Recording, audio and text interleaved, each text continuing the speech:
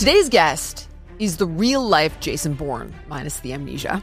Andrew Bustamante is a former covert CIA intelligence officer who now reveals how spycraft can make you sharper, more persuasive, and dangerously aware of the world around you. From psychological warfare to TikTok as a Trojan horse, the surveillance state to corporate espionage, Bustamante is exposing how the world really works. This one's going deep. Keeping it real with Jillian Michaels. Andrew, welcome to the show. I'm so happy to be here, Jillian. Thank you. I'm such a creepy weirdo fan of yours. I'm trying to pretend like I'm not, but I am a creepy weirdo fan. I have followed you for such a long time, and I am so excited to have you here. And I don't want to waste any time because I have so many questions. And I want to start off from the very beginning. How the hell does one become a CIA? How do you get recruited to the CIA? Yeah, so there's actually three primary ways into CIA, and the movies don't do a very good job of showing that. It's much more mundane. Everything about CIA is much more mundane than people realize. Okay. Because if you're going to carry out a secret operation, it can't be interesting. It can't be obvious. It can't be seen.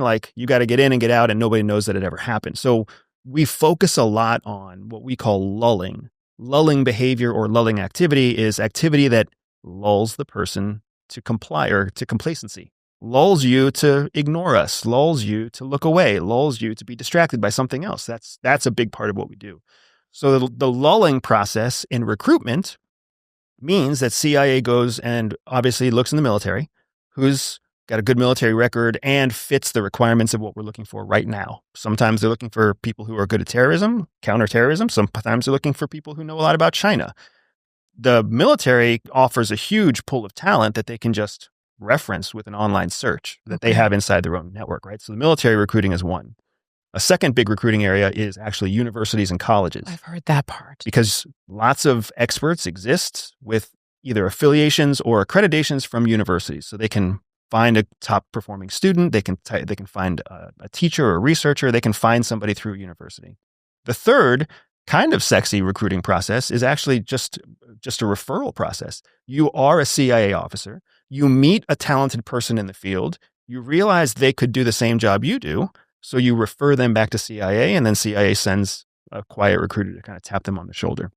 Okay. For anybody watching who does not know your story, how did they get you?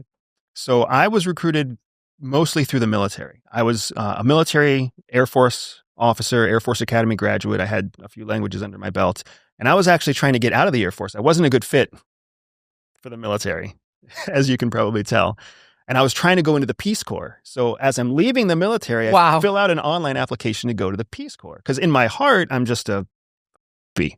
All I want is a lady with hairy legs and a couple of starving children that I can help and a tent where we can bang it out at night. And that's my dream scenario. I was the Peace Corps is going to help me get that. As I apply to the Peace Corps, I get tapped on the shoulder virtually. And they're like, hey, instead of the Peace Corps, why don't you bring those skills to go do national security, covert intelligence instead?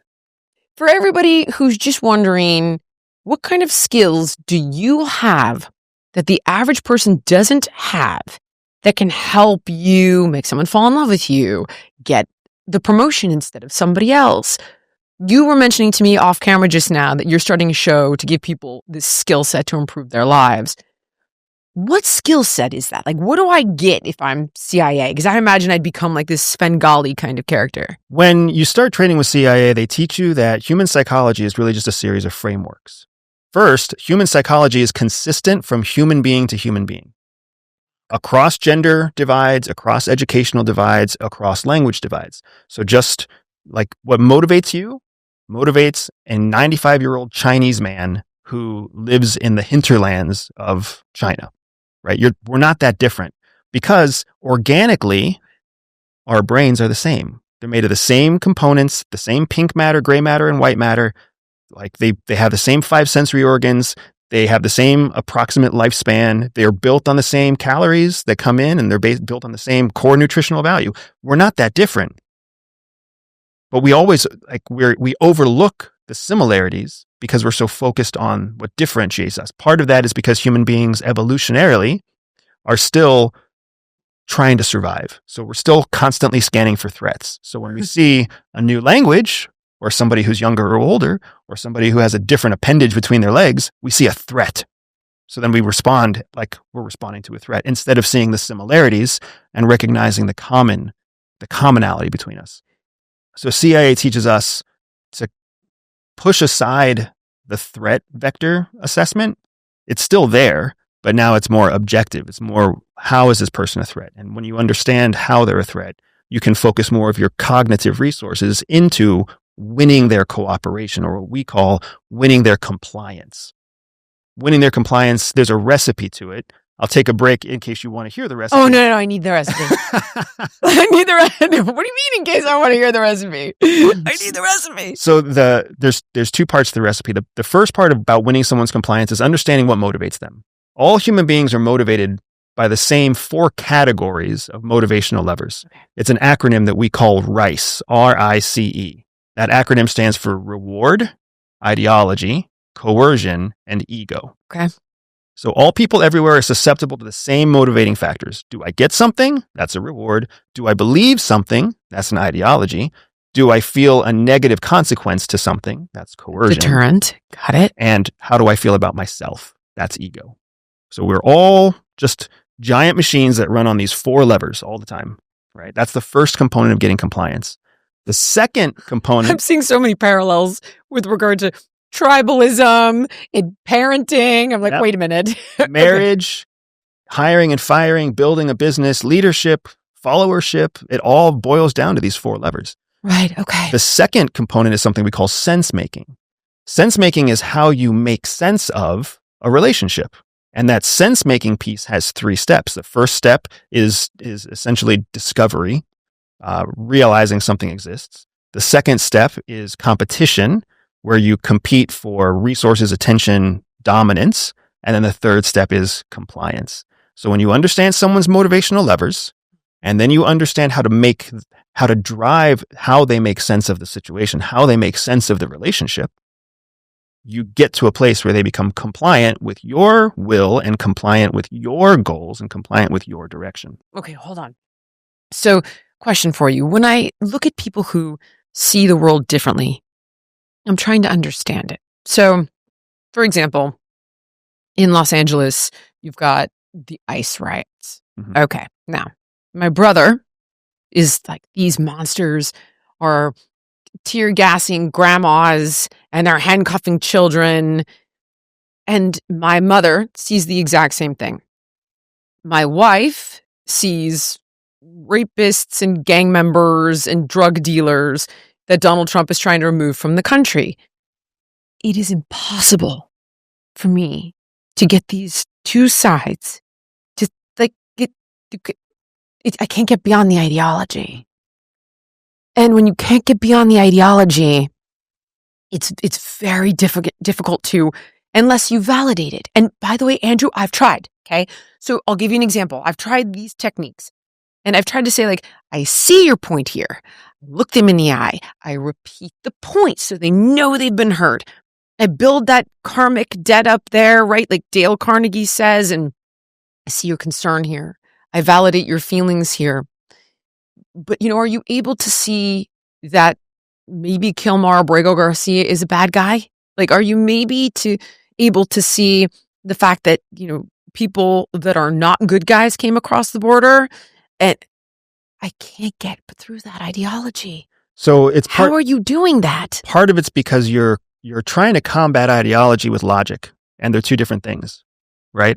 If you just look at the brain has 2 hemispheres. There's a left and a right hemisphere. The left brain is your logical brain. The right brain is your emotional brain. So when you do exactly what you're doing, you're doing the right first step, validating and building what we call social capital, what Dale Carnegie calls karmic.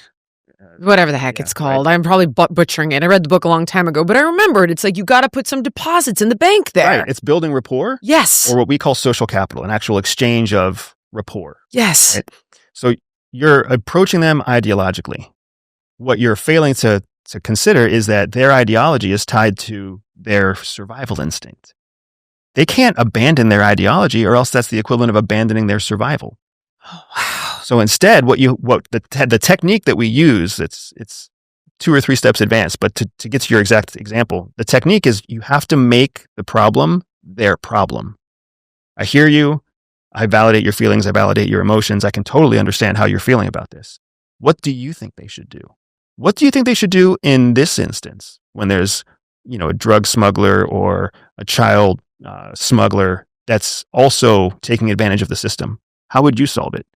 Okay. So here's first thing is like, my brother is now living in a place where he was affected by those riots, but his answer was, it's not that, ICE or the fact that we've let chaos, rule in California. It's Trump's fault. Right. So he's the go-to, and I don't think Donald Trump is perfect. Trust me. However, in this particular instance, I don't believe it was Donald Trump's fault. Right. We've seen this again and again and again and again and again in California. So, okay, what do you think they should do now? They will either say, Kilmer Abrego Garcia is not. He's a Maryland man. He's a dad. He's got the tattoos. He's got this. He's got that. I don't believe it. It's like you can't break through you can present. Okay, I get it. There's the logic piece. That's fair.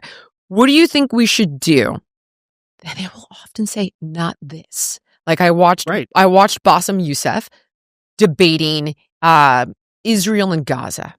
And the guys on trigonometry said, okay, great. Israel's not perfect. What do we do? Not this. Mm-hmm. But they don't answer the question. No. Correct. So are you supposed to fill in that answer? Well, what you're running into is you're starting to see the limits of what they have critically thought through. And this is important. I'm going to make an unsettling parallel for you, but you're going to understand it. Okay. Have you ever asked yourself the question, how do you make a terrorist? How do you take a person? Okay. I have an idea. Who's 5 years old and playing soccer with their friends. Okay. How do you turn that person into a 25-year-old who puts a bomb on their chest and blows up a bunch of other kids who are 5 years old playing soccer? 3 ideas. Okay. Number 1, you take something from them very young, like you kill their parents or their brother dies in a bomb raid from the US or something like that. For example, I was told that the Pulse nightclub in Florida, the guy that shot everybody up got on the phone and was saying, you got to stop the bomb raids. I believe it was in Syria. So, okay, maybe it's that. The brainwashing of these guys are other, these guys are bad, these guys are the devil. And the third thing I would guess is I read a book about building cults and the promise of like 100 virgins in heaven waiting for you. So reward. Okay. That's the reward piece of it. Yep. Where's the deterrent part though? So I love that your instincts took you towards a systematic approach. Because the first thing you said, for everybody watching, we know this, I don't know if you caught this. The first thing you said was, you take something away from them. Oh God. Yeah, got it. So if the first step is a predictable input, guess what you can do? You can control that. Now, if I want to turn these 5 kids into terrorists, but not those 5 kids, I just have to take something away from these 5 kids. So it's systematic. Now it's something that's, in business terms, scalable. Oh my God, Andrew. So what the system is called a radicalization ladder. And the reason I'm telling you this is because the first step in a radicalization ladder is there has to be an injustice that is committed. The second step in the radicalization ladder is that injustice has to be validated by a separate source. Well, what the is happening with these riots right now in LA? An injustice has happened. There are people who are validating that injustice from outside. There are Americans who are on the radicalization ladder. And when you really think about it, the most radical left and the most radical right aren't that different from the same radicalization process that terrorists put junior terrorists through to ultimately develop a 25-year-old who will wear a bomb on their chest. Let's all remember what just happened with Luigi Mangione. What is he if he is not simply a radicalized person who essentially put a bomb on his chest and went out there to kill somebody, and now he's on trial making $25,000 in donations to try to, because people believe that he did the right thing. Who are the people that are giving him money?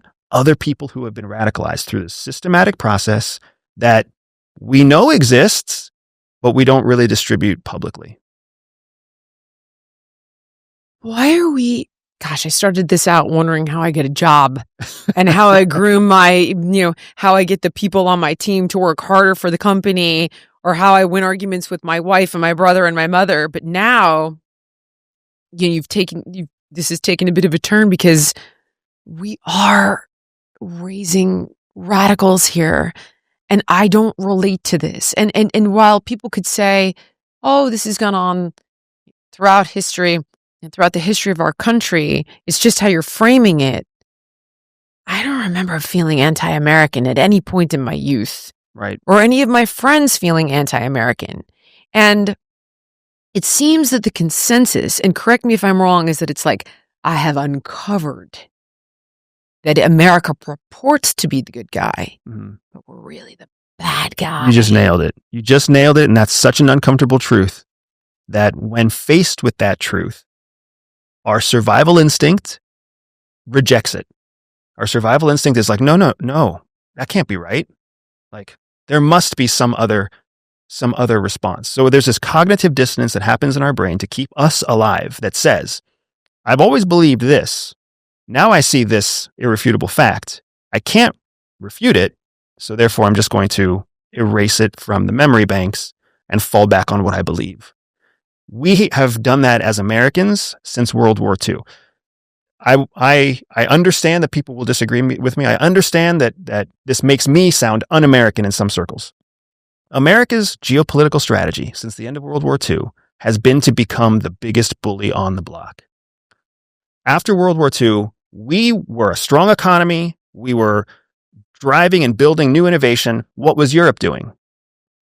Just rebuilding. Yeah. They had no money. They had no infrastructure. All of their men had been killed. All of their children had been traumatized. So who actually rebuilt Europe? We did. Who rebuilt Japan? We did. You know, the Japanese culture right now is a workaholic culture. They work 12-hour, 15, 16-hour days. They smoke to stay awake. They booze themselves at night. Who created that culture? We did. We did. Germany's trying to rebuild an army right now so that they can take a larger role in NATO. If you think about that, right? We have put so much pressure on NATO for so long that now their conclusion to how they decouple from the United States is to let Germany create the biggest, strongest army. Not France, not Spain, not Poland, not anybody else. Germany's like, we'll do it. Yeah, that's a great idea, right? How many global wars have started when Germany had a large, successful army? I'm not saying that they're still Nazi, but World War II wasn't a war against the Nazis, or World War I wasn't a war against the Nazis. Right. But you see this pattern erupt, right?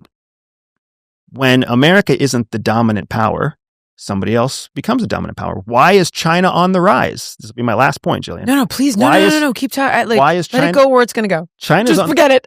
China's on the rise because they are emulating America's process. Nobody else has emulated our process. The reason we're in such conflict with China is because we, at a government level, realize that that's what they're doing. Their Belt and Road Initiative, rebuilding the third world, is exactly what we did after World War II. Their competition for technology to create an alternative. What are they creating an alternative to? Yes. American technology. Yes. Because they know that all over the world, everybody is reliant on the US dollar. Everybody's reliant on American technology. Everybody's dependent on American IP. So China knows that if they can steal our IP, copy our IP, or create a competitor to our IP, they can offer that solution all over the world at a discounted rate, especially if they offered it at a discounted rate with built-in backdoors that let them take control of it. Yes. Because guess who did that first? We did. You know, I read a whole book called Confessions of an Economic Hitman. And in the latest edition of it, it talks about how China is running that playbook now. Yep. And they go into the developed world and they promise to develop the infrastructure so they can harness their resources. And then essentially the banks go in and say, we gave you this loan to harness your whatever minerals, farmland, oil, whatever it might be, and you can't pay it. So now we're going to have to take that from you. And that was what this guy did, over the decades.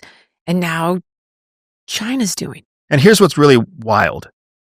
We were blind, completely blind to the fact that we were being copied, emulated, and strategically outmaneuvered until COVID-19. COVID-19 was the day that we all woke up and saw the geopolitical landscape for what it was. When everybody shut down, specifically when China shut down and everybody else's economies came to a grinding halt, That was the first time that the world kind of was like, wait a second. Everything comes through China? Raw materials come from Australia, but they're refined in China. Right. Disposable goods are manufactured in China. Like, we started to see how everything goes through this hub and spoke model through China. How in the did China create that hub and spoke model? Because the United States was doing what from 2001 to 2023? Fighting in the Middle East. We were distracted.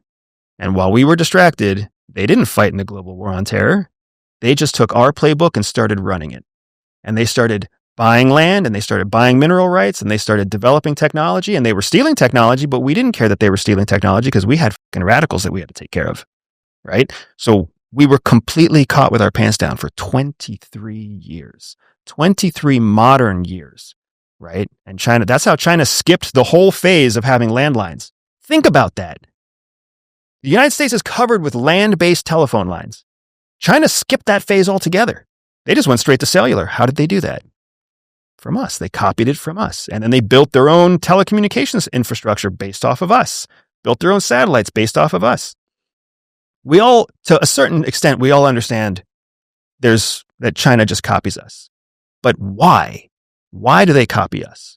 They copy us because they know that our works, our strategies, our plans, our procedures, our frameworks. It works. They don't have to be better than us, because once they get as good or even almost as good as us, think about how much we've had to decline to get to the place where we're equal. Right. It's not just them coming up to our level. It's us falling apart with a massive deficit, kids that hate their country. While we are, our kids are watching the most stupid crap on TikTok where brain cells go to die. Their kids are getting like educational material. Their kids know English better than our kids Chinese. do at the same freaking age. Yes, you're seeing it. This is all the same. This is all the same playbook. If you're going to call it like a playbook, I think it's perfect, like a high school football playbook. It's all the same playbook that ran before. It's a playbook that works. China can't innovate new, but they can copy that works, right? Shopify is the commerce platform behind millions of businesses around the world, and they're responsible for 10% of all e-commerce in the United States. Literally every company I'm involved with uses Shopify. Maybe you guys have seen me doing ads for a company called Alaya Naturals. This is a company started by a mommy of two from her garage with the help of some extremely credentialed PhDs. And she went to $20 million in sales over 5 years. With the tools that Shopify provides, anybody can do it. So if you're worried you can't design a website, Shopify's got you, right? They've got beautiful, ready-to-go templates to match your brand style. If you need help, they've got help with everyday tasks like enhancing product images, writing product descriptions, generating discount codes with Shopify's AI tools that are created for commerce. What if people haven't heard about your brand? Well, Shopify helps you find customers with easy-to-run email and social media campaigns. And if you get stuck, they're always around to share advice with their award-winning 24/7 customer support. So turn those dreams into and give them the best shot at success with Shopify. Sign up for your $1 per month trial and start selling today at shopify.com/Jillian. Go to shopify.com/Jillian. That is shopify.com/Jillian. Delete Me makes it easy, quick, and safe to remove your personal data online at a time when surveillance and data breaches are common enough to make everybody vulnerable. Delete Me knows that your privacy is worth protecting. Sign up and provide Delete Me with exactly what information you want deleted, and their experts take it from there. Delete Me isn't just a one-time service. Delete Me is always working for you, constantly monitoring and removing the personal information that you don't want on the internet. I love Delete Me because privacy matters. And in my world, protecting personal data is not optional. From junk data brokers to shady search sites, my information was everywhere. And Delete Me scrubs it all, keeps it off, and gives me peace of mind.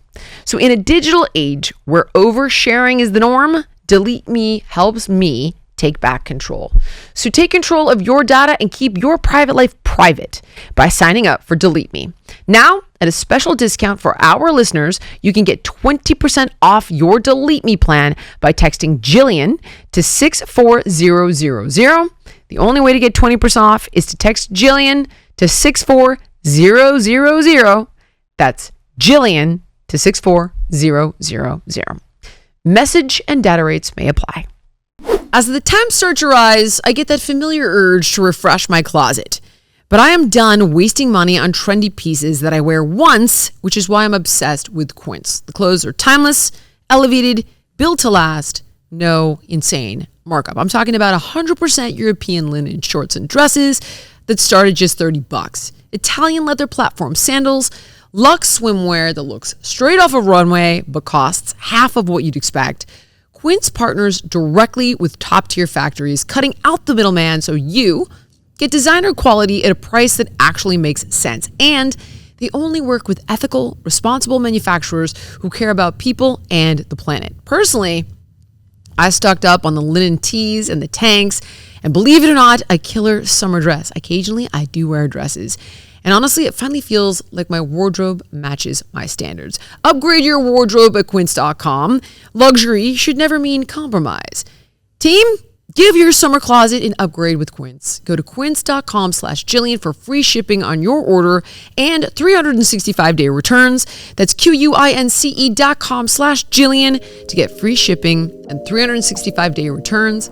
Quince.com/Jillian. The other thing I'll say that I think is relevant here is that it's not necessarily just that Donald Trump is. Yes, Donald Trump is a figure of controversy. Okay. I agree with you. I don't think he does everything right either. But here's why he's the right fit right now. Okay. Because he breaks the old way of doing things. Right. He's calling out how bad things are right now. Somebody has to break the old thing in order for a new thing to be innovated. And career politicians don't break the old thing. They come in and they do what has always worked. So America sees this change. They don't know how to fix it. They don't know how to change it. What politics are good at is doing the same play over and over again. And kicking the problem down the road for the next 4 years. Because all I need is just don't fall apart on my watch. Just don't fall apart on my watch. You see that clearly. But if he's willing to take this on during his presidency, the part that I am having the hardest time understanding, like if we looked at the tariffs, I get it. We have trade asymmetries. You have a national security problem, right? You've got China putting friggin' God knows what in the drones and the phones and the vacuums. We've all read that article somewhere. You can't get drugs if you need them or technologies if you need them because they're all being made in China and you're losing jobs. Yeah. Okay. So I get it all. Trump, though, then he goes out and he tries to tackle this, whether you like his strategy or you don't like his strategy. The courts hog tie him. To what end, though? What is that? So this is really where my question of conspiracies and trying to understand, like, who does the CIA even work? So let me back this one up here for a second. I have heard something to the effect of, like, the president doesn't know stuff the CIA knows and the NSA knows. Who is in charge? Yeah. The answer is the president is the chief executive of the executive branch. Remember, we have three branches of government, right? Legislative branch, judicial branch, executive branch. And they're supposed to keep checks and balances on each other. Okay. The president is the lead executive. He is in charge of the executive branch. Most of your intelligence services fall under the executive branch. Okay. So the president controls the executive branch resources. It's not that the CIA knows things the president doesn't know. It's that the CIA knows things in details that the president doesn't know. And then the president dictates his interests or her interests. So when the president says, I want a daily brief on the 15 most relevant national security threats. Well, there's 150 national security threats. Oh. But we're going to tell him what he wants, which is the top 15. And then something won't make the top 15 until one of these other 150 climb to that occasion, right? A great example is coups. Nobody pays attention to these small countries like Madagascar or Ecuador or whatever else. People don't pay attention to those countries until something big happens in those countries. And then all of a sudden we're like, well, holy shit, who'd ever thought of the country of Yemen ever? Uh-huh. And then now we're talking about it because now we're bombing Yemen. Now we've got U.S. carriers that are being targeted by Yemen. 5 years ago, Yemen was a conflict, but we weren't involved, right? 15 years ago, Yemen was in conflict. but we weren't involved. So nobody even knew the country existed. So you see how these national security priorities shift. Right. I will also add to it that even though the CIA works for the executive branch, guess where their funding comes from? The legislative branch. So now you've got every senator and congressman who may believe that CIA's conspiratorial or who knows what else. They control the money that CIA gets to use to execute the president's direction. So when they don't like the president, when the legislative branch doesn't like the president, they just tie CIA's funds up. And then CIA wants to do what the president tells them, but can't. Okay. Explain the in a Venn diagram, where does the FBI and the CIA cross over? Because when you hear these conspiracy theories of who killed Kennedy, there is is FBI supposed to be local, right? Like the country, domestic, U.S., CIA, globe, right? What's the crossover, if any? That's a great way of starting it, right? So if you draw a circle around the United States, okay, and then draw a circle around rest of the world, and you can essentially take those two circles and say, hey, United States, FBI, rest of the world, CIA. FBI doesn't have much role in the rest of the world. CIA doesn't have much role in the United States. When that Venn diagram starts to appear, when those two circles start to cross, is when you have one of two situations. Somebody from outside of the United States starts to operate inside the United States. Oh, I see. And now you see where CIA and FBI have to coordinate. I get it now. And likewise, when somebody who is an American starts to do bad with people who are outside the United States, then we see the Venn diagram overlap again. Got it. 9/11, the tragedy of 9/11 happened because in that overlap, they weren't talking. They weren't cooperating. They weren't coordinating. Exactly right. And the whole world saw that worked. So it was Al-Qaeda, which was a terrorist group that nobody gave any real credence to, who killed 2,000 Americans in a day with a 9/11 attack. But what that showed all of our opponents, what that showed Iran and North Korea and China and Russia and Belarus and Saudi Arabia and what it showed everybody who has a grudge against the United States is, if they can do that on a couple of $1 million, think what we could do if we exploit that same gap. Wow. You've also got CIA, executive branch, FBI, judicial branch. Oh gosh. Okay. So there's just all sorts of space for disasters to happen. Got it. Okay. Now, if let's say we hear of the deep state, and in trying to understand what this means, the deep state's intelligence. Okay. Got it. Fine. If that is what that means. But then the assertion is that they work on their own agenda. Is that true? And if so, whose agenda then, if it's not the president's agenda? So the deep state idea is an oversimplification of reality. Okay. And it's an oversimplification because, again, most Americans are stupid. If we haven't landed on that conclusion, it's what you say around the safety of your kitchen table. I'm just saying it on screen. Americans are stupid. We don't have to worry about our survival. We don't have to worry about whether our water is clean. We don't have to worry about whether or not we're going to go starving tomorrow. We don't have to worry about if our kids are going to explode when they come across unexploded ordnance in the streets. Gosh, you're right. So we are so lazy and so dumb that we have consumed ourselves with the idea of just being entertained rather than being educated. Yes.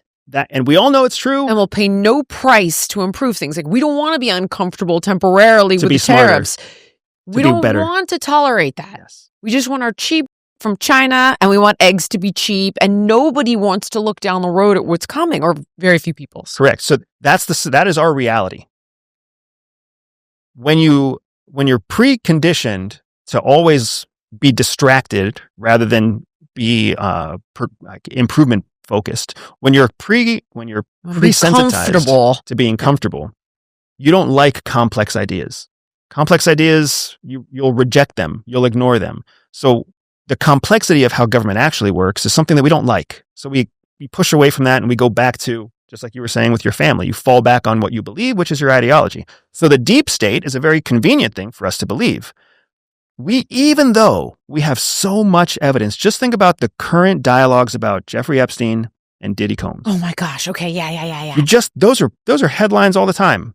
In both cases, you had two very powerful people who had both sides of the political divide contributing to their buffoonery in both places. You had Republicans and Democrats. You had far left and far right. You had all sorts of rich people, powerful people, political people who were engaged in both enterprises, right? Both activities.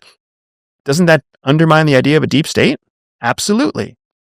Because the deep state doesn't exist. What exists is a bunch of people who have vested interests in certain outcomes that benefit them.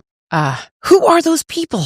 Wealthy people, business owners, people who run telecommunications, people who run... Globalists. Yeah, because they have an agenda. They have an interest that's motivated. Their survival instinct is tied to something that transcends national borders or national ideologies. Tobacco people need to sell tobacco. Alcohol people need to sell alcohol, right? Battery people need to sell batteries. Elon Musk is not some gung-ho American. He's a f***ing tech guy that needs to sell tech. And the tech that he's trying to sell is big, expensive tech. So he partners up with Donald Trump while it's convenient, and then he talks Donald Trump when it's not convenient. Right. And that's how this world works. That's not organized. People who believe that there is an organized deep state have obviously not accepted the fact that Americans don't organize very well. Right? But we are very good at being self-interested and self-directed. So if to a certain extent there is a global element here, and there are big corporations that have desired outcomes. So if I was to go down the rabbit hole on on Epstein, here's where it gets a little weird, right? Like, all right, the guy didn't really have the credentials to hold the jobs that he had. Strange. The person who was his mentor was a part of OSS, which was arguably the precursor to the CIA. Not arguably. Okay, strange, right? Yeah. I forgot the guy. Oh my gosh, I forgot his last name, but strange. Okay. Nobody knows where the money came from the fund. Strange. Oh, right. Like all right. Now, he committed these crimes and he was allowed to leave jail. He was convicted and he was allowed to leave. It's like day furloughs. Strange. After knowing he was guilty of this stuff, the most powerful people in the world still coalesced around him. Pam Bondi just admitted there are 10,000 tapes and then got caught on camera and then had to do some sort of weird impromptu thing from her, like, I don't know, driveway, some weird press conference. Like, yeah, there are 10,000 tapes and they're with kids. Who's on them? So now the conspiracy theory is, all right, Ghislaine Maxwell's father has some maybe potentially strange connection to Mossad.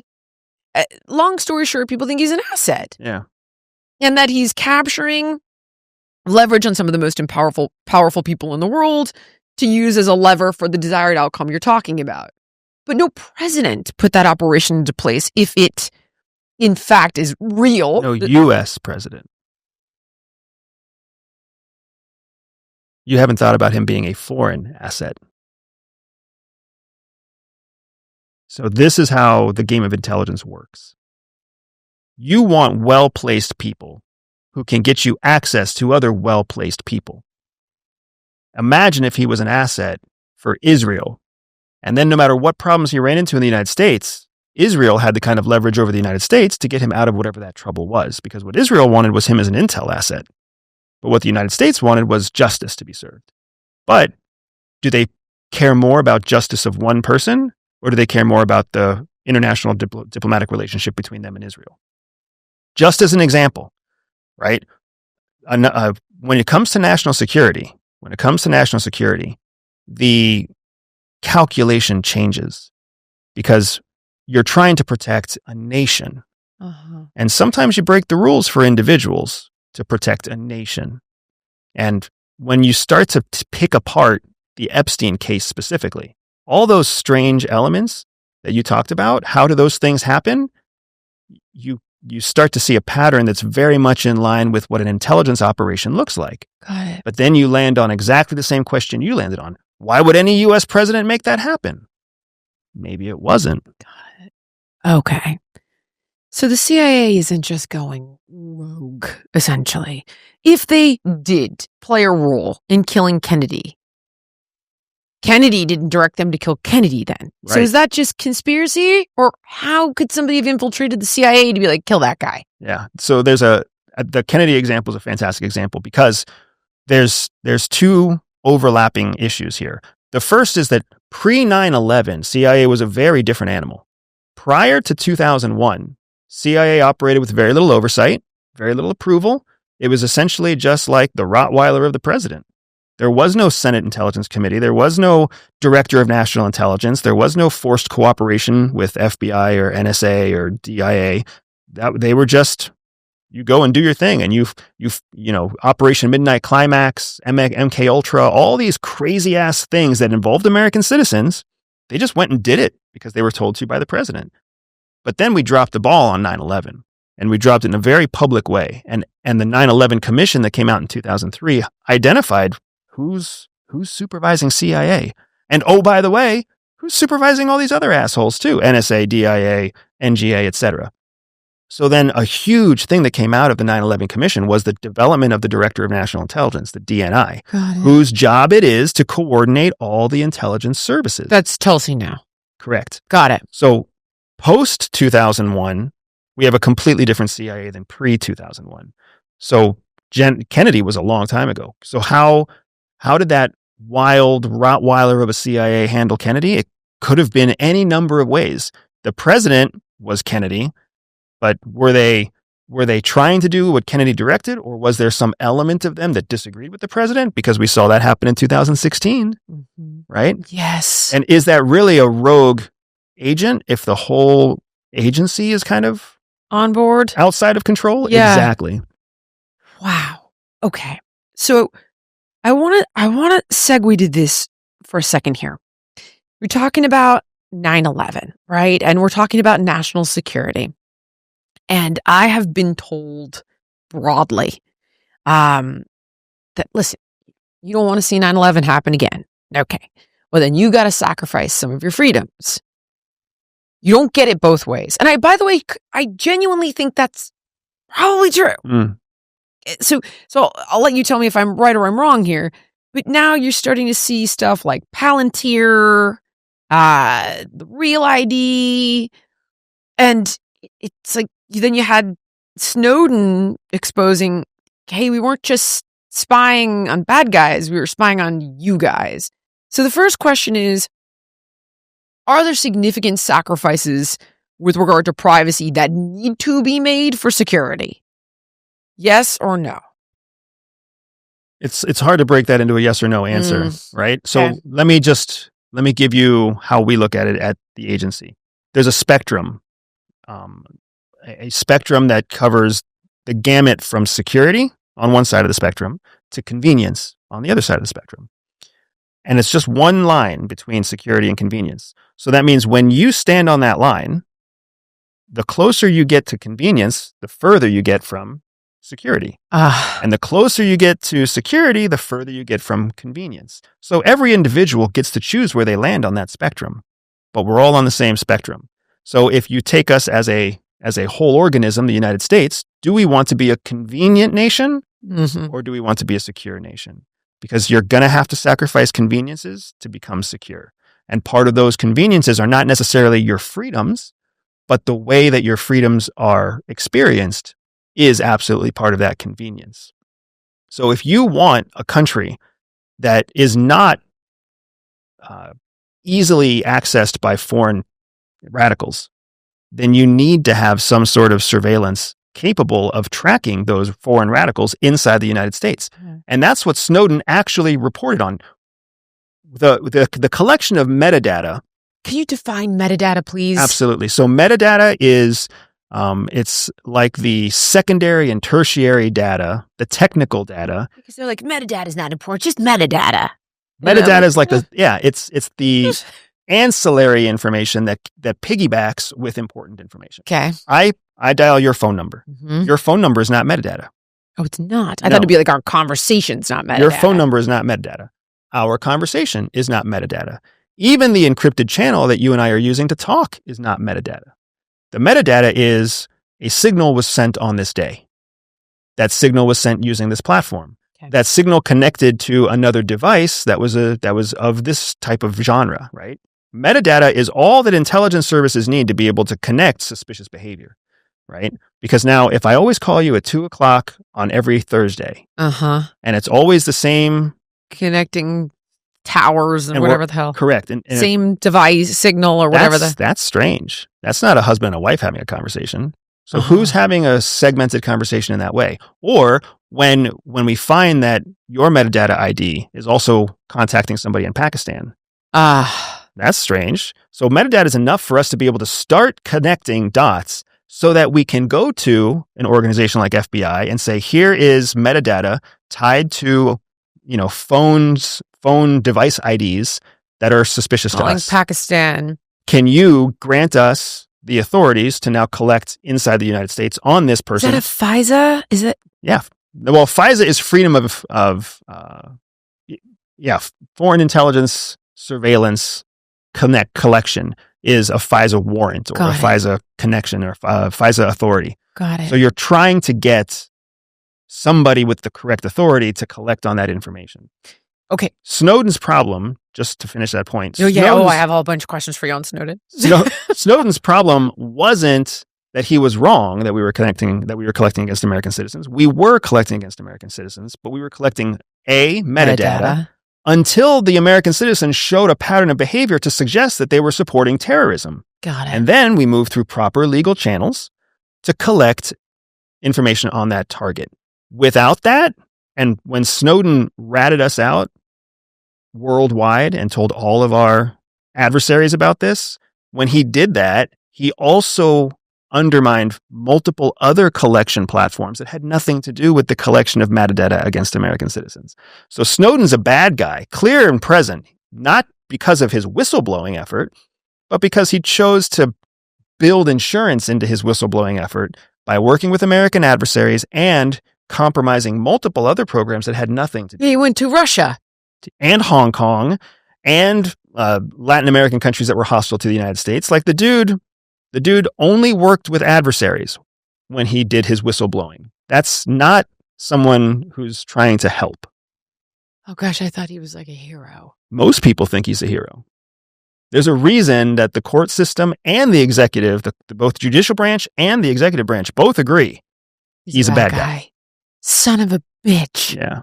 Oh my God, he's portrayed in movies and I've watched different interviews with him and it's like, I fell on the sword for you. I gave up everything and I'm in exile because I was trying to, expose this to you. I had no choice but to blow the whistle. Your government is surveilling you and they think you're enemy number one. And I was like, oh God. Yeah.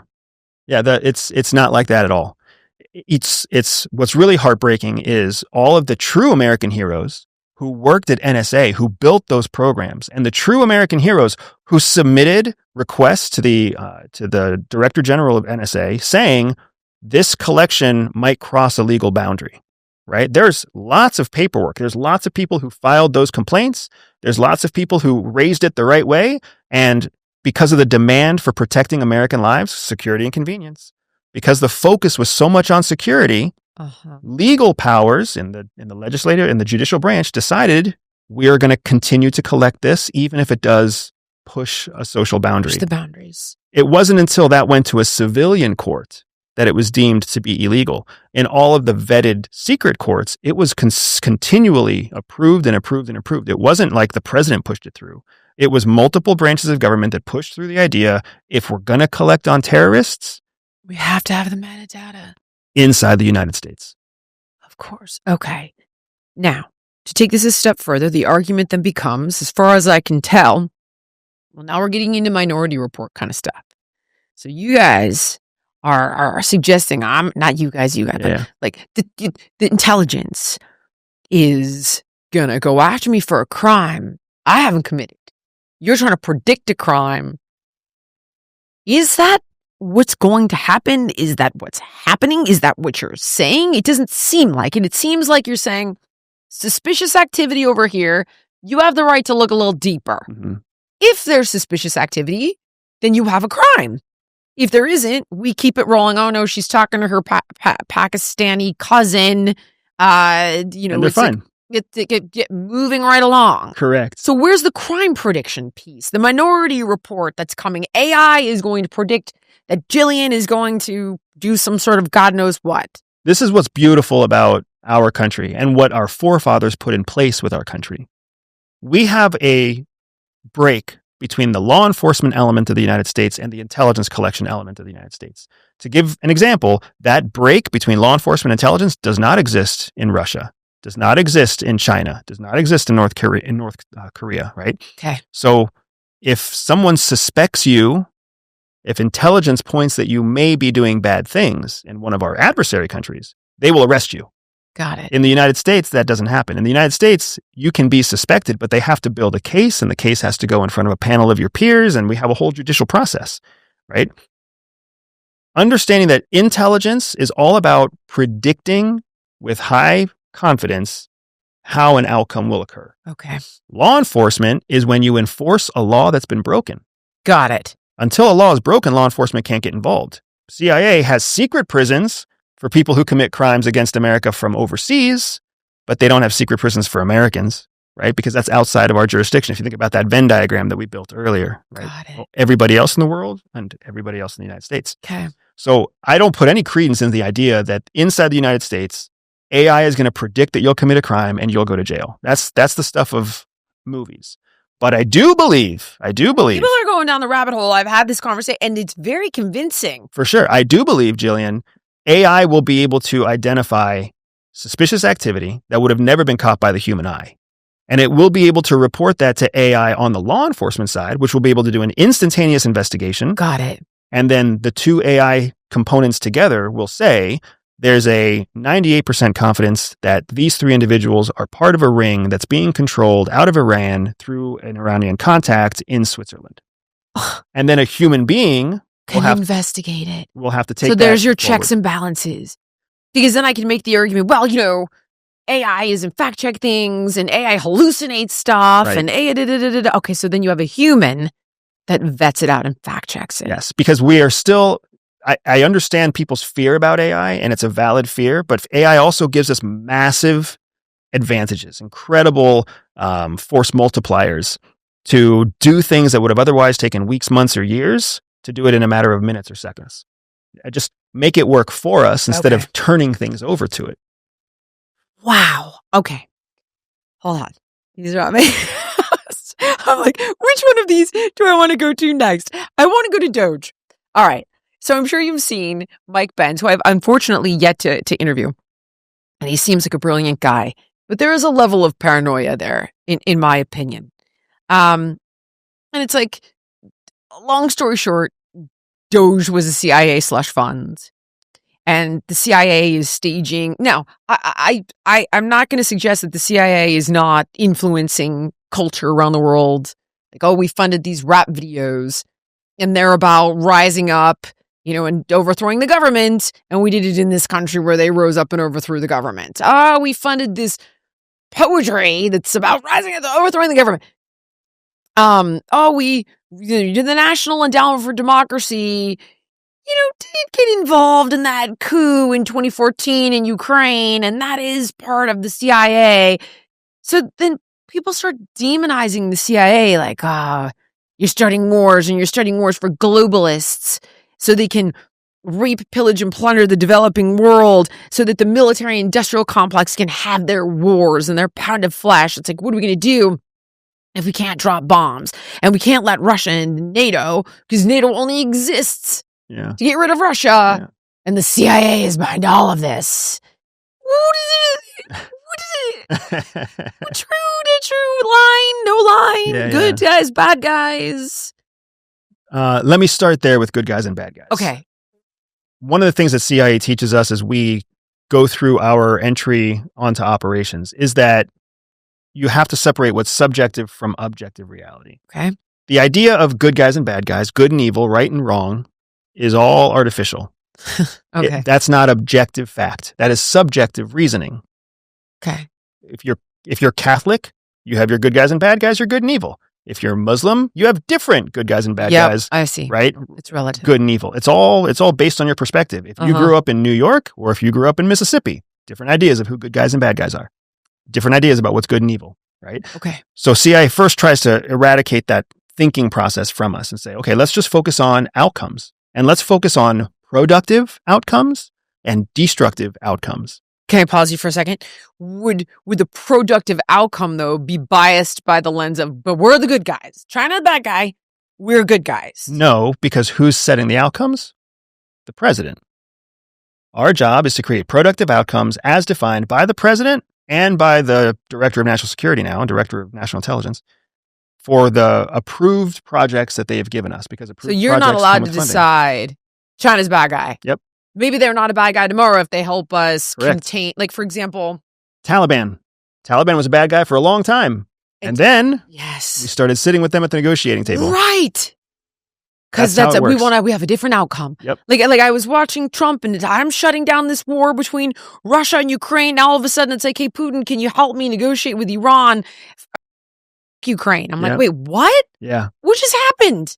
It's all about the outcome. And we serve at the behest of the president. It's part of what we swear to, right? We are supporting and defending the Constitution of the United States, but we serve at the pleasure of the president. If we don't please him or her, then we don't get to serve anymore.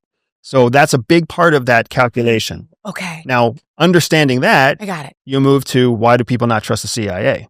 They don't trust the CIA because as human beings, based on survival, because we've covered that we are all focused on survival first. We're not focused on success first. We're focused on our own individual survival first. Nobody feels comfortable. Nobody feels like they have control over their health and well-being when somebody else gets to keep a secret. We call this the dilemma, the secret dilemma. I want your secrets. I feel entitled to your secrets, but I don't have to share my secrets with you. That's a dilemma that we all deal with all the time, right? Parents want their kids to have no secrets that they keep from their parents, but parents want to keep their secrets from their kids. Bosses want to keep their secrets from their employees, but employees feel like their bosses should tell them their secrets. And it goes both ways all through society.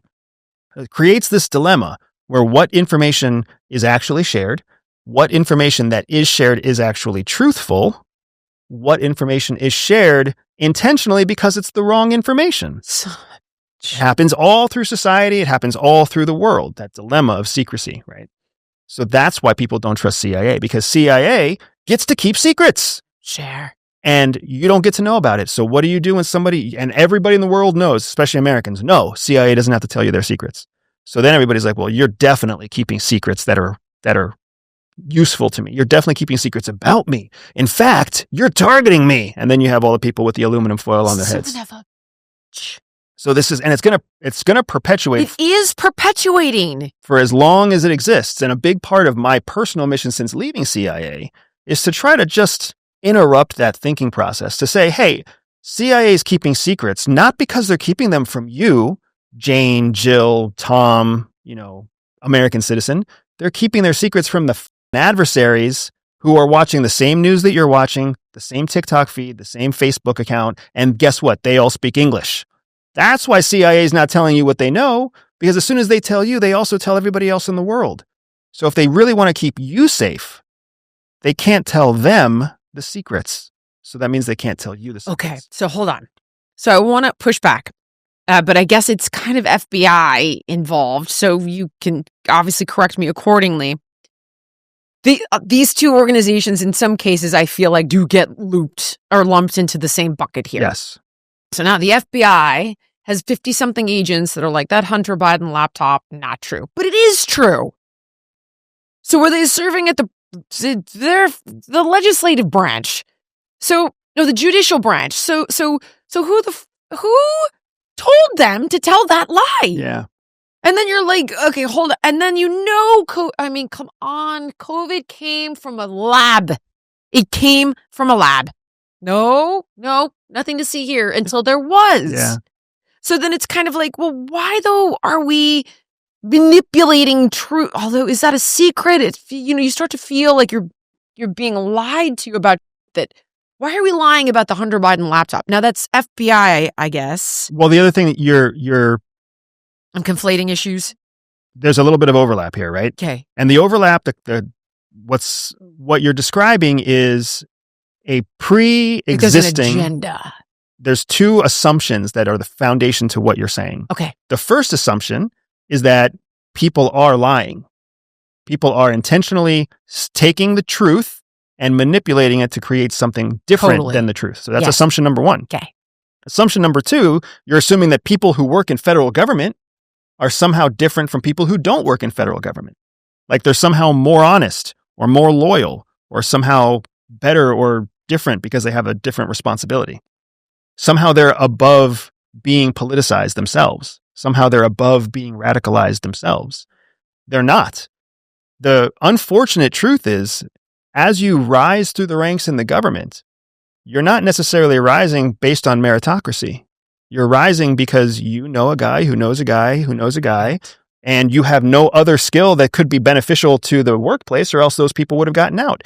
CIA, FBI, NSA, intelligence officers leave all the time when they find that they have value that supersedes the value that they can provide for government. If you can make more money on the outside, you go do something else.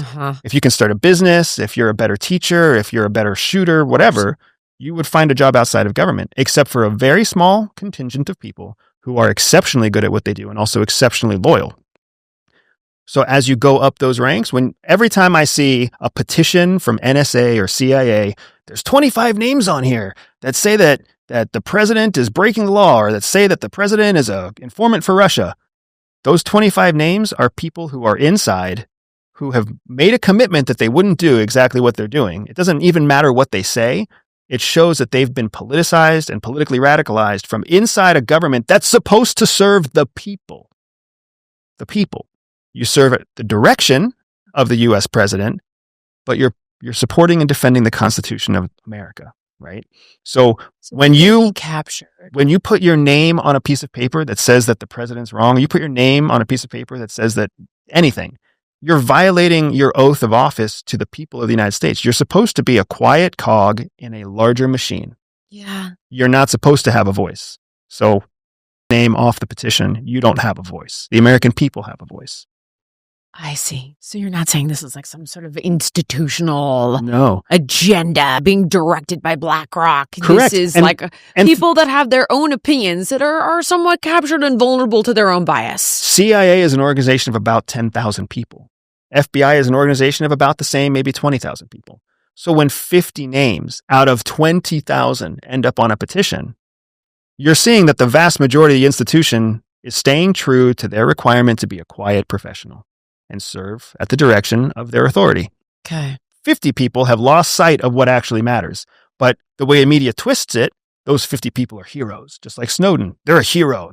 They're stepping out and they're speaking up to keep us safe. No, they're politically radicalized, or they're being motivated by some other incentive other than... We saw it with COVID, though. So you see, like, Bill Gates funds this virality project at Stanford to suss out vaccine hesitancy. It lands on the president's desk. And theoretically, he took that, gave it to, I guess, the FBI, who then went to the social networks and said, like, shut down Hunter Biden laptop, shut down vaccine hesitancy, shut down. Now they're serving on behalf of the president. Mm-hmm.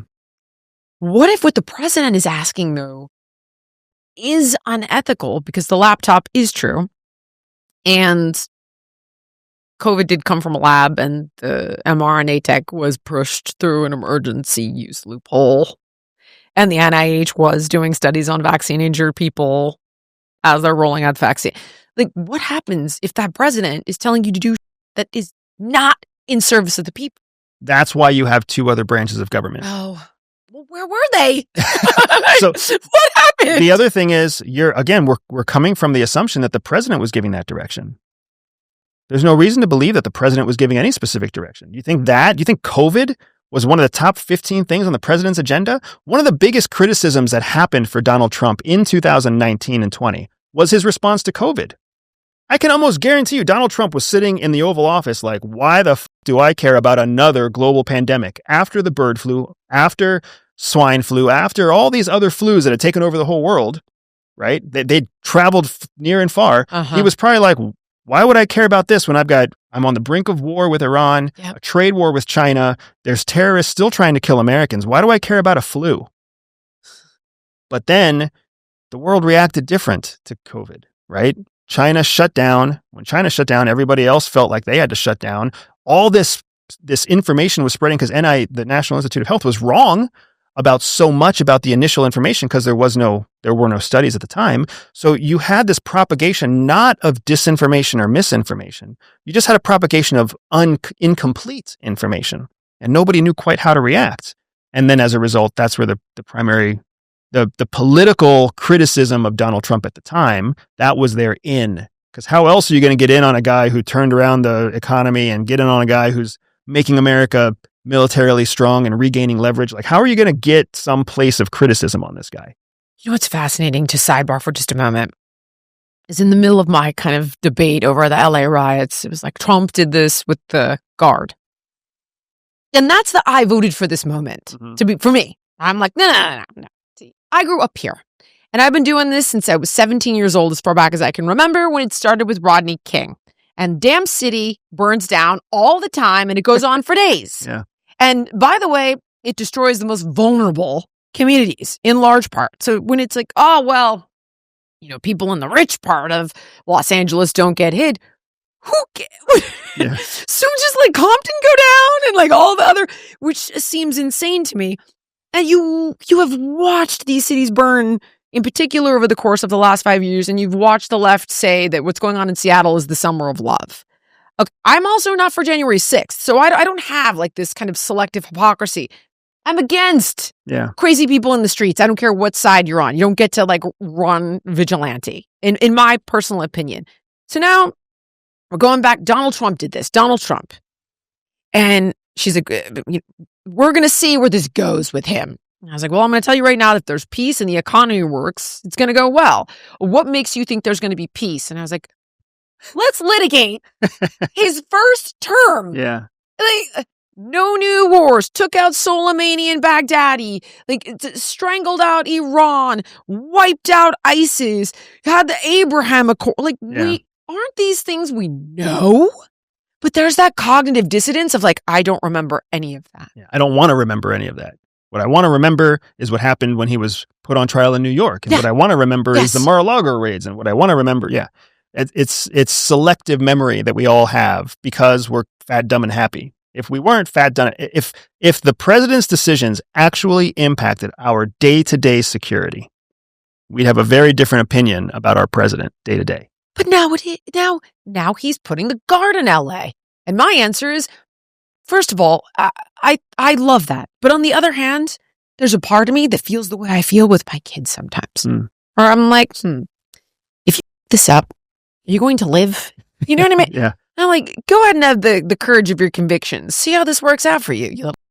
Because you're giving them a safety blanket. Because I'm like, all right, they're not going to be irreparably damaged, but they're going to learn a really good lesson. Yeah. So part of me is like, don't send in the guard. Let LA go all the way down again. Let Newsom and Bass hang themselves. Just forget it. Yeah. But somehow they will blame him again. So we kind of come back to, and the reason I care is because if we can't agree on just a few basic things, like the chaos in the street is Trump or it's not Trump. And there are groups that are supposedly now it's coming up that have funded the stuff going on in LA. If you can't agree and you're functioning with totally different truths or completely different ideas of reality, my worry is that you end up with a civil war. That is why I care. That is why I personally am trying to say, I see your concern. This thing where you thought a 5-year-old was arrested by ICE is not actually true. That's it's a lie. It's a 27-year-old that was picked up on the freeway by the police. Like, that's not true. Like, this is a valid concern of yours. I see that. Can you look at this? And that is why my desire isn't actually personally. I'm not motivated. I have a good job. I like my job. I like my wife. I'm not trying to manipulate people to get to an end. Although I hope they learn that from you because that's cool. And I if there are things I needed, I want to know all the tricks. But what I'm deeply concerned about is the fact that one half of our country thinks it's sunny outside and the other half thinks it's a blizzard. Right. I would argue that we are already in a civil war, but we're defining it differently. We still think a civil war means, honestly, when you talk about civil war, people still think that guns have to be involved. Yes. That front lines have to be drawn. Like, that's not what modern war looks like anymore. Modern war looks totally different. And there's a concept in intelligence theory called interstate war versus intrastate war. We are moving into an era where intrastate war is far more valuable and damaging Define that for me. than interstate war. Okay. So interstate war is the classic war that we're all used to. Got One it. country invades another country across international borders. Got it. Right? So Russia, Ukraine, interstate war. Okay. Intrastate means the war happens inside the boundaries of one country. Okay. So if you think about the majority of conflicts over the last 10 years, they've all been intra-state war. Yemen, Libya, Syria, right? These are all conflicts inside the country that have funding that fuels the fire from outside. But Chinese troops aren't dying. American troops aren't dying. Like British and French and Spanish troops aren't dying. It's only the local country that's dying. The whole world, that's all the national security services of the world that study this concept of inter and intrastate conflict, have woken up to the fact that it's way more expensive to carry out an interstate war. It's way cheaper and more effective to carry out an intrastate war. And all you have to do is get two sides to fight each other. So what are all the American adversaries seeing when they see the United States? They don't see political divide. They don't see political arguments. They don't see left and right. They see there's an intrastate conflict happening. They're spending their money. They're spending their time. They're radicalizing themselves. They're tearing themselves apart. And we are just sitting here watching. And where we can, we'll sneak in a Facebook ad. And where we can, we'll just make sure that we throw fuel on the fire. But we don't even have to. We don't have to cross a border. Or rotting from the inside. Yep, because they don't even. And again, our adversaries are looking at us, and they're saying, if we get involved, this is what. Again, going back to 9/11, the lesson that was taught to the Russians and the Chinese and the North Koreans of the world is that if you unify the United States, if you go in there and you give them something else to argue about, you give them an enemy that isn't each other, they will rally behind their national identity and they will tear your ass open. And that's what happened in World War II. So now, like, everybody treats us with kid gloves, not because they're just dependent on our economy. Of course, they want our economy. They want US dollars. They want US customers. But they also know, just leave the United States alone and it's going to burn itself down, right? China, especially, a country that's been around for 5,000 years and has seen the kind of change that they've had internally, they're like, just leave that country alone and they'll kill themselves. Okay. So the analogy I mention all the time is like ants in the jar. People have heard about this one, maybe like a meme on Instagram, but it's stuck in my head. You got red ants in a jar, you got black ants in a jar. Could be white people, black people, could be Jews, Muslims, it could be Democrats and Republicans. Everybody's doing their own thing, going around, living their life, crawling up the twig, building their lamp farm, whatever, until some asshole shakes the jar up. Okay. Then they all go to war. Who's shaking the jar is my question then. The legacy media is shaking the jar, or globalists shaking the jar. Like, who is wanting us? Who is putting out this misinformation? Who is putting out this propaganda? If Russia's throwing fire on it and China's throwing fire on it, who started the fire? We started ourselves. Why? In all intrastate conflict, the original kernel of conflict happens with a legitimate injustice inside the country. Right. And we're no better or worse than any other country. Right. There's all sorts of injustices that we commit against each other.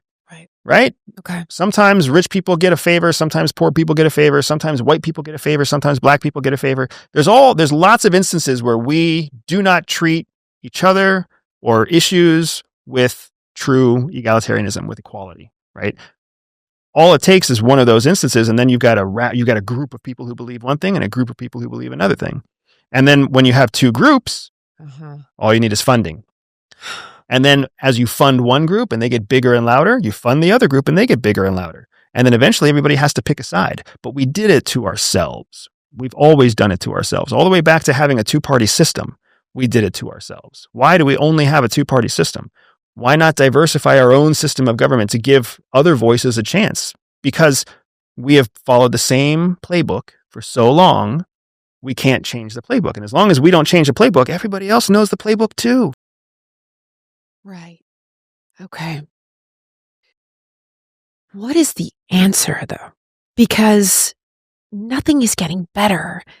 And I am seeing people, for the sake of ego that you mentioned in the beginning, try to bring about the worst possible scenario just to say, I told you so. So, to give you an example, if we go back to Trump and the tariffs, I don't know if this is going to work or not. I do know why he's doing it. Mm-hmm. Could he have gone one territory at a time?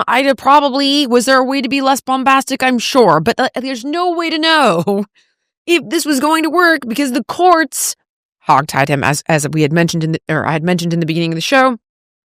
Now we got to pay $60 billion back in tariffs. And we failed. You have ensured a failure just so you can say, is this what you voted for? It's your country. Yeah. It's your economy. How do you override that? It is crazy the things I have seen. And if we even table that just in my wheelhouse. And again, I don't mean to be redundant for anyone who's heard me talk about this, but in health, Kennedy is skeptical of fluoride in the water. We do have a pretty robust amount of data that when young kids take too much fluoride in, it impacts their IQ. And you've heard other doctors and other subspecialties warn of different things from a musculoskeletal perspective, thyroid function and endocrine system. When you Google, I swear to God, who profits off of fluoride in the water? It is really scary. It's toxic waste that they don't need to dispose of. And you kind of you're all right, this is definitely alarming. Let's explore this and get to the bottom of if this is necessary. How did we get here? But the minute Kennedy says, there's a lot to be worried about here. Oh my God, people want to put fluoride in an anal suppository. I have they will eat truckloads of petroleum-based food dye. What is that? I know you're saying it's part of their their survival, but to their own detriment. I mean, there's a couple of things that you just laid out at the same time. And I want to start with the first thing, because I think the first question is the operative question. How do we fix it? How do we get better? When you consider human behavior only changes when the pain of the same behavior becomes more difficult than the pain to change the behavior. Talk about this with weight loss all the time. That's make it more painful for them to be doing what they're doing before they ever make a change. Okay. Right now, They don't feel the change. Right now, people don't feel the pain. Right now, people feel like the pain that they're feeling can be isolated to another party, another cause, another political movement, the president. So they're still pinning their pain on somebody else. Victim rather than fixing it themselves. Metaphors with weight loss are staggering. It's not even a metaphor. The reason your knowledge base about weight loss is so accurate and so powerful is because it's not tied to weight loss. It's tied to human psychology. Yeah. It's why you can change someone's life, whether they're Arabic and female or whether they're Latino and male.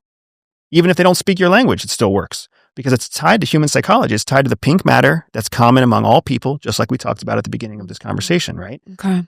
I am staunchly working towards getting my children and my family out of the United States because I want them to have opportunities that I want my family to have that simply don't exist inside the United States anymore, because the United States is on this path towards self-destruction. It's so scary. So on that, not complete destruction, but we are creating more pain for ourselves, and that is going to go on for years before we all agree that this pain sucks and we turn the corner and come back up again. You're saying this is going to get way worse. It has to get worse. It has to get worse before it gets better. We're not even at the low, right? Think about what comes after Donald Trump. Think about, are we going to swing to the other side again? Go AOC. Or are we going to swing further to the right because people are going to be that much? What happens next? You think right now sucks? You've been down this path before, America. You know what happens when Donald Trump's in the White House. you have no idea who's going to get elected next. And will that be a 1 or a 2-term president? Because that's 8 more years of your life, right? Or will it be another 4 years on, 4 years off, 4 years in, 4 years out? We don't have any idea, but all indicators show that America is on the decline. The US dollar is on the decline. Our sphere of influence is on the decline, right? We have plenty of strength still in us, but we're not willing to unlock it. We're not willing to tap into it, right? There's plenty of indicators that show that we're getting better, right? There are more young people who are willing to adopt or even consider a conservative point of view in addition to a liberal point of view. That means there's more centrists from younger generations. That's an important factor. Rather than having extremists in younger generations, which is what we're used to, we're having centrists in younger generations. Those younger centrists will grow into adults who should be center, but they're a long way from being that now. 12, 14, 18, even if you're a college person with a 13, 15, even if centrists. You're a college kid with a balanced political perspective, you don't actually have revenue generating capacity to be significant to your society until you're in your 40s. So what happens for the next 25 years while that 25-year-old grows into a 50-year-old, right? So we have a future that could be different, but our near-term future is not going to be different. I gotta give him something for something positive. You want to end on a good note? Give me a good note and give me like a. And let's circle back to the beginning at the end of the ways in which they can learn from you and utilize their skill set to improve the quality of their lives. So let's go macro and then micro. Hope. you're on. So, oh my God. The macro hope, right? The thing that I'm optimistic about is that we're waking up to this reality now. Okay. We were blind to it before COVID, 2015 in the heart of the global war on terror. We were still blind, very blind to the realities of the world that we lived in, very blind to the stack that we were standing in because we were still distracted. Well, now the lights are on, the nightclub is over, and you see what they really look like. And you're kind of like, well, right? Well, I had a little bit too much to drink and my fly is down and I'm going home with an ugly chick. I see it for what it is now. And now I get to choose, do I commit to this path or do I change my decisions? Right? That's where we are as a country. Not just unattractive. She has like herpes, simplex 5000, anal warts, all kinds of things. I don't have to commit to this. That's an unattractive girl. Okay, gotcha. So that's part of the benefit. We can make that change. We have seen it for what it is. Okay. That I see as a very optimistic thing. I also think it's an optimistic thing that we are entering into what I call the age of intelligence. We are leaving the age of information. The age of information was the last 15 or so years where it was all about get more information, get more data, more data, more data, more data. Now we realize not all data is equal. Not all data is useful. Not all data is even true. So now we're trying to find a way to synthesize the data that we collect, whether that is AI or self-improvement or performance improvement, whatever it might be. We're all trying to invest in our own knowledge base, meaning our capacity to pull meaningful information from all of the other information. Another way of saying the signal from the noise.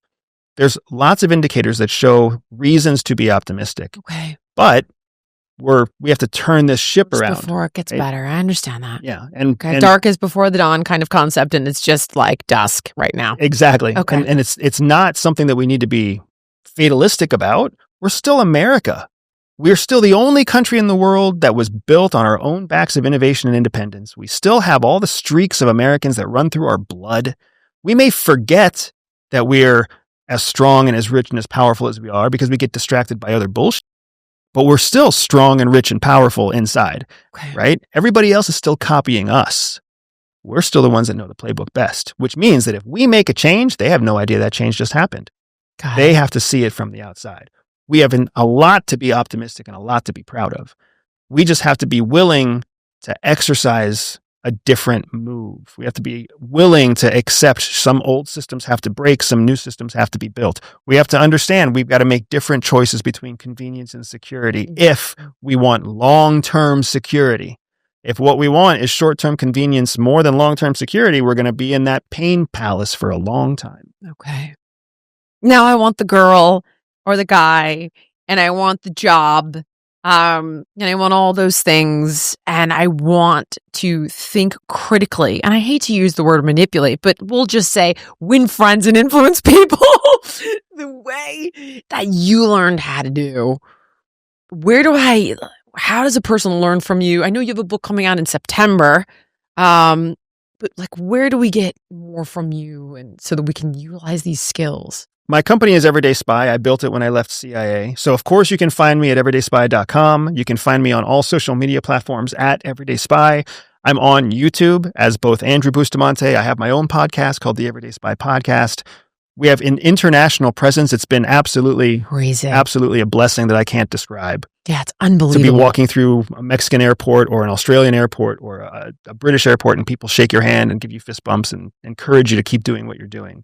So you can find me everywhere if you look for me. Be careful, because if you look for me, the algorithm's going to bite you, and then everything that I create is going to keep coming. That's awesome. I love it. That's how I found you. So, but I will say this, that the reason Everyday Spy is so successful, the reason that I believe in what I'm teaching, is because it's tied to the human brain. It's tied to the human psyche. It's tied to the processes that are native to our organic behavior. And that transcends all borders. If we really want to beat our enemies, it's not about beating them with guns or aircraft carriers. It's about beating them with our brain first. Yeah. And if we really want to unify as a country, if we really want to unify as parents with children or spouses, it's all about learning how to think like they think, and then making movement towards accepting and understanding their point of view, because that will subliminally make them make movement to understand and approve and appreciate the way you think. Andrew, I think you're fantastic. I cannot tell you how grateful I am that you came in here, and I have just been such a fan for such a long time, and you are such a trooper to indulge me. Thank you for everything. Anytime, Jillian, I will sit with you here. I will sit with you on any other show you want to sit with. Say that, because I already have a whole lineup for you and your wife, and we didn't even get to that. But thank you very much for having me, and it was an awesome conversation. Thank you so much for watching. If you enjoyed the podcast, please like, comment, subscribe, and share. And make sure to let me know what guests you want to see on in the future.